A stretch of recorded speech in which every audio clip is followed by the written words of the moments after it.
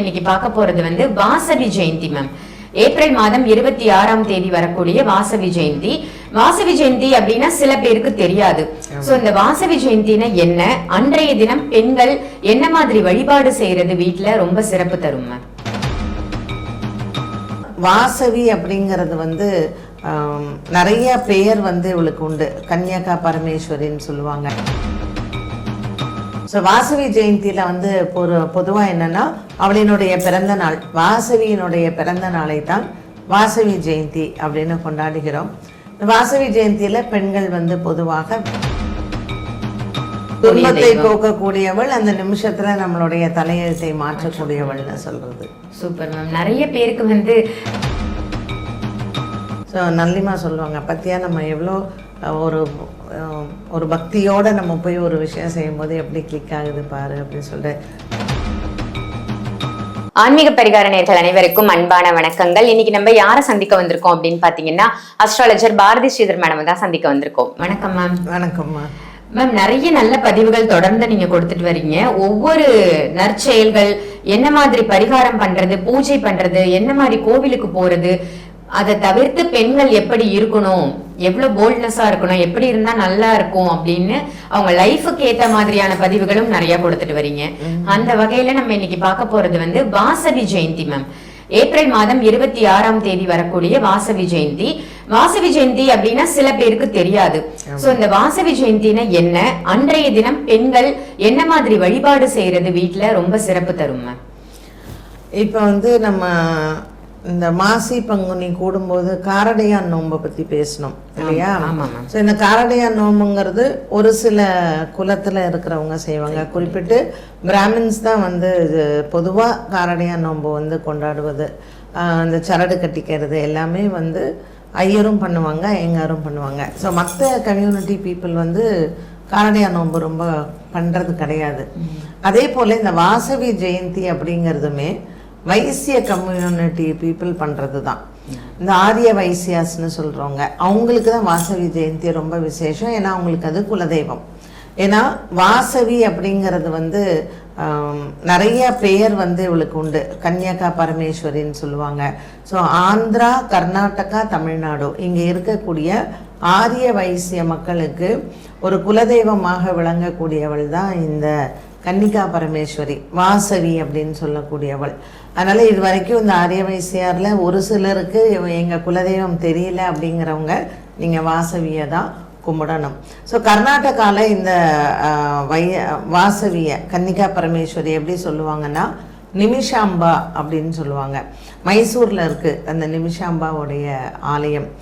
இந்த வாசவியினுடைய புராணம் என்ன அப்படின்னு பார்த்தீங்கன்னா, இவ 14ஆம் நூற்றாண்டுல நடந்த ஒரு கதை அப்படின்னு சொல்றாங்க. பட் நம்ம ஒரு தெய்வ வழிபாடு இல்லை தெய்வத்தினுடைய அவதாரங்கள் அப்படின்னு சொல்லும்போது அதுக்கு இன்னும் முன்னதாகத்தான் கரெக்டாக இருக்கணும்னு நான் நினைக்கிறேன். ஒரு கர்நாடகா மாநிலத்தில் ஒரு ராஜா ஒருத்தர் இருக்காரு. ஸோ பார்வதி தேவி தான் அவருக்கு மகளாக பிறக்கிறா. அவ கன்னிகா பரமேஸ்வரியாக அந்த ராஜாவுக்கு வளர்றா. இந்த ராஜா என்ன பண்ணுறாரு, ஒரு நாட்டினுடைய இளவரசனுக்கு இந்த கன்னிகா பரமேஸ்வரியை கல்யாணம் பண்ணுறதுக்கு எல்லாருமே பேசுகிறாங்க. ஆனால் கன்னிகா பரமேஸ்வரி சிவபெருமானை தான் நமக்கு திருமணம் செய்து கொள்ள வேண்டும் அப்படின்னு சொல்லிட்டு பார்வதி தேவியான இவள் சிவனை நோக்கி தபஸ் பண்ணுறா. இவளுக்கு அந்த இளவரசனை கல்யாணம் பண்ணிக்கிறதுல இஷ்டமே கிடையாது. அதனால் அப்பா அம்மாவை ஐயோ அப்பா அம்மா மனசையும் நம்ம கஷ்டப்படுத்துகிறோமே அப்படின்னு நினச்சிட்டு இந்த திருமணத்துக்கு இஷ்டம் இல்லாமல் அவங்க உடன்கட்டை ஏறிடுறாங்க. ஸோ அவங்க தன்னை தானே மாய்த்து கொள்கிறாள் அந்த கன்னிகா பரமேஸ்வரி. ஸோ அவளை ஒரு குலதெய்வமாக இந்த ஆரிய வைசிய கம்யூனிட்டிஸ் அப்பத்துலேருந்து வழிபட ஆரம்பித்தாங்க. ஸோ நம்மளுடைய ஒரு நிமிஷத்தில் இவளை போய் தரிசனம் செய்தால் அந்த நிமிஷமே நம்ம தலையெழுத்தை மாற்றக்கூடியவள் தான் நிமிஷாம்பா அப்படின்னு சொல்லிட்டு பல்வேறு பெயர்களில் இந்த மாவட்டங்களில் இந்த கன்னிகா பரமேஸ்வரியை நாம் வழிபாடு செய்கிறோம். ஸோ வாசவி ஜெயந்தியில் பொதுவாக என்னென்னா அவளினுடைய பிறந்த நாள், வாசவியினுடைய பிறந்த நாளை தான் வாசவி ஜெயந்தி அப்படின்னு கொண்டாடுகிறோம். வாசவி ஜெயந்தியில் பெண்கள் பொதுவாக விரதம் இருக்கிறது நல்லது. விரதம் அப்படின்னா என்ன மாதிரி விரதம் இருந்து பூஜை செய்யறது சிறப்பு மேம் கன்னிகா பரமேஸ்வரி? இது வந்து தசமி திதியில வரும். அதாவது அமாவாசைக்கு இந்த சித்திரை மாசம் அமாவாசையில இருந்து 10வது நாள் தசமி திதியில இந்த வாசவி ஜெயந்தி வந்து கொண்டாடுவாங்க. ஸோ பொதுவாக பெண்கள் வந்து தங்களினுடைய மாங்கல்ய பலம் நல்லா இருக்கணும் அப்படிங்கிறதுக்காக தான் இந்த விரதத்தை வந்து மேற்கொள்வாங்க. முழுமையான அரிசி உணவை தவிர்க்கணும். வெறும் பால் பழம் சாப்பிட்லாம், இல்லைன்னா கஞ்சி பண்ணி வந்து சாப்பிட்லாம். முழுமையாக அரிசி உணவை தவிர்த்து இந்த உங்களுக்கு நிமிஷாம்பா கோவில் இல்லை கன்னிகா பரமேஸ்வரி கோவில் இல்லைன்னா ஏதாவது ஒரு சிவன் ஆலயத்தில் போய் அன்னைக்கு அம்பாளை வந்து மாலையில் சூரிய அஸ்தமிச்சதுக்கப்புறம் கோவிலுக்கு போயிட்டு அர்ச்சனை பண்ணிட்டு குடும்பத்தில் இருக்கிறவாளுக்கெல்லாம் அவங்க பேர்லேயும் அர்ச்சனை பண்ணிட்டு அப்புறமா வீட்டுக்கு வந்து சாப்பிட்றது விரதத்தை முடிக்கிறதுக்கான இது. Super ma'am. நிமிஷாம்பா அப்படின்னு சொன்னீங்க. ஒரு நிமிஷத்துல நமக்கு இருக்கக்கூடிய துன்பங்களை துன்பத்தை போக்கக்கூடியவள், அந்த நிமிஷத்துல நம்மளுடைய தலையெழுத்தை மாற்றக்கூடியவள்னு சொல்றது. Super ma'am. நிறைய பேருக்கு வந்து நீங்க மைசூர்ல தான் இந்த ஆலயம் இருக்கு அப்படின்னு சொன்னீங்க. ஸ்ரீரங்கப்பட்டினம்ன்ற இடத்துல. தமிழ்நாட்டுல இந்த கன்னிகா பரமேஸ்வரி கோவில் இந்த இடம் போனா ரொம்ப சிறப்பு அப்படின்னா எங்க மேம் போலாம்? இந்த கன்னிகா பரமேஸ்வரி கோவில் அப்படின்னு பார்க்கும்பொழுது நமக்கு இங்கே சென்னையிலேயே பாரிஸ் கார்னரில் இருக்குது. அதாவது அந்த கோவில் வந்து பார்த்திங்கன்னா 1759ஆம் ஆண்டு கட்டப்பட்டது. ஸோ சென்னை பட்டணம்னு வந்ததுக்கு காரணமே வந்து அந்த ஆலயம் தான் அப்படிங்கிறதும் ஒரு சிலர் வந்து முன்னாடி அந்த ஸ்டோரியில் வந்து சொல்லுவாங்க. ஸோ இங்கே சென்னையை பொறுத்த மட்டும் மயிலாப்பூரில் இருக்குது, அதே மாதிரி திருச்சியிலையும் கன்னிகா பரமேஸ்வரி கோயில் இருக்குது, ஸ்ரீரங்கத்தில் வந்து பார்த்திங்கன்னா சேலமில் இருக்குது. ஸோ ஆரிய வைசியாஸ் கம்யூனிட்டி எங்கெல்லாம் நிறைய ஸ்ப்ரெட் ஓவர் பண்ணியிருக்காங்களோ அங்கெல்லாம் வந்து இந்த கன்னிகா பரமேஸ்வரி கோயில் கண்டிப்பாக இருக்கும். ஏன்னா இது அவங்களுடைய குலதெய்வமாக இருக்குது. நிமிஷாம்பா அப்படிங்கிற ஆலயம் வந்து உங்களுக்கு ஸ்ரீரங்கப்பட்டினத்தில் மட்டும்தான் இருக்குது. மைசூரில் மட்டும்தான் இருக்குது. Okay ma'am. இப்போ நம்மளுடைய விதியை மாற்றக்கூடிய தெய்வம் ஒரு நிமிஷத்துல அப்படின்னு சொன்னீங்க. என்ன மாதிரி கடுமையான வேண்டுதல் நமக்கு இருக்கு? இல்ல ஒரு சில அந்த கோவிலுடைய சிறப்பு என்னன்னு கேட்டீங்கன்னா, அந்த நிமிஷாம்பா கோவில்ல நமக்கு அந்த கோவில்ல போய் அந்த சாமியை பார்த்து நம்ம என்ன வேண்டிக்கிறோமோ அந்த வேண்டுதலை அந்த நிமிஷத்திலேயே அவள் தரக்கூடியவள் அப்படிங்கிறதுக்காக தான் அவளுக்கு நிமிஷாம்பாள்னு பேராம். எதுக்குன்னா மேம் நிறைய பேர் வந்து பரிகாரங்கள் செய்வாங்க, வேண்டுதல் வைப்பாங்க, பட் நிறைவேறல அப்படின்னு திரும்ப திரும்ப நம்ம கமெண்ட் இல்ல. இப்ப நம்ம வந்து ஒரு கோயிலுக்கும் போறதுக்குமே நேரங்காலம் நல்லா இருந்தா தானே போவாங்க. கண்டிப்பா. இப்ப நானுமே எனக்கு வந்து நான் நிமிஷாம்பாள் கோயில் போகணும்னு ரொம்ப நாளா நினைச்சுட்டு இருக்கேன். என்னால போக முடியல. நானு நல்லிமாலாம் ரொம்ப நாள் பிளான். இது நான் மேங்களூர்ல என் ஹஸ்பண்ட் இருக்கிற டைம்லயே நாங்க பிளான் போட்டோம்.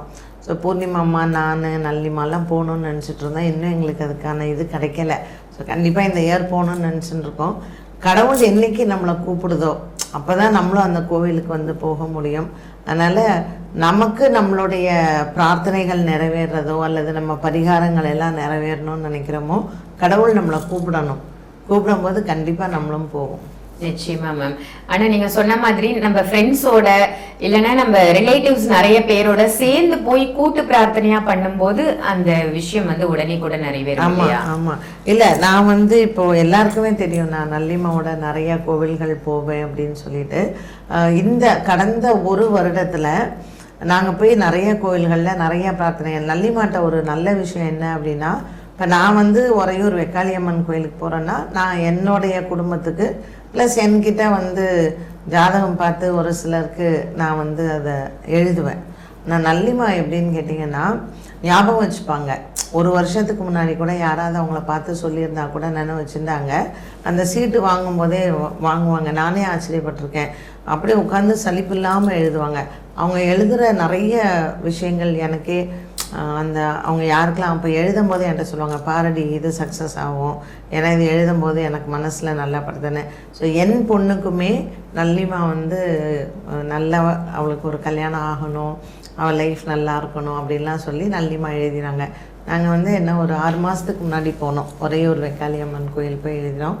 நாங்கள் போயிட்டு வந்த 2 monthsலாம் என் டாக்டருக்கு கல்யாணம் ஃபிக்ஸ் ஆச்சு. ஸோ நல்லிமா சொல்லுவாங்க, பற்றியா நம்ம எவ்வளோ ஒரு பக்தியோடு நம்ம போய் ஒரு விஷயம் செய்யும்போது எப்படி கிளிக் ஆகுது பாரு அப்படின்னு சொல்லிட்டு.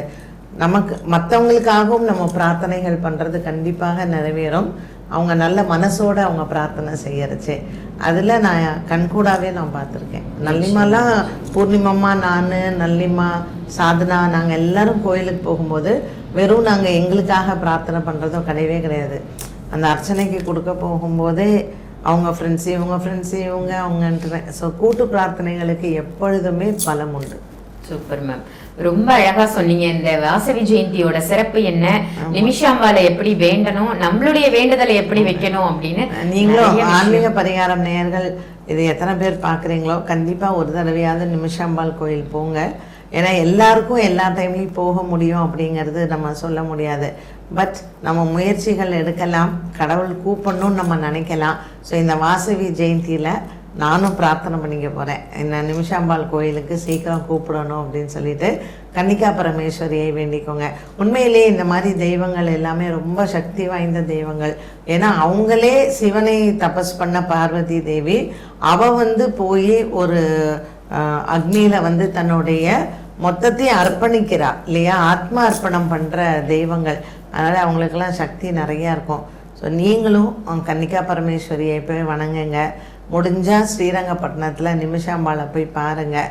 நம்மளுடைய விதிகள் மாறணும் அப்படின்னு இருந்தால் நம்ம நிமிஷாம்பாள் அனுகிரகம் நமக்கு கிடைக்கும். நிச்சயமா மேம், இன்னைக்கு உங்க மூலமா ஒரு அற்புதமான தகவல் மக்களுக்கு போய் சேர்ந்தது அப்படின்னு தான் சொல்லணும். நல்ல அருமையான பதிவு மேம், நன்றி. இந்த பதிவு உங்க எல்லாருக்கும் பயனுள்ள பதிவா அமைஞ்சிருக்கும் அப்படின்னு நினைக்கிறேன். இந்த பதிவை மற்றவங்களுக்கும் ஷேர் பண்ணுங்க. பாரதி மேம் நீங்க நேர்ல மீட் பண்ணணும் அப்படின்னு நினைச்சீங்கன்னா, ஜாதக ரீதியாகவோ அல்லது ஜோதிட ரீதியாகவோ உங்களுக்கு கன்சல்டேஷன் வேணும் அப்படின்னாலும் சென்னையில நீங்க நேர்ல சந்திக்கலாம். ஆன்லைன் கன்சல்டேஷனும் போயிட்டு இருக்கு, அதையும் பயன்படுத்திக்கோங்க. இதே மாதிரி வேற ஒரு நல்ல நிகழ்ச்சியில உங்க எல்லாரையும் சந்திக்கின்றேன். நன்றி, வணக்கம்.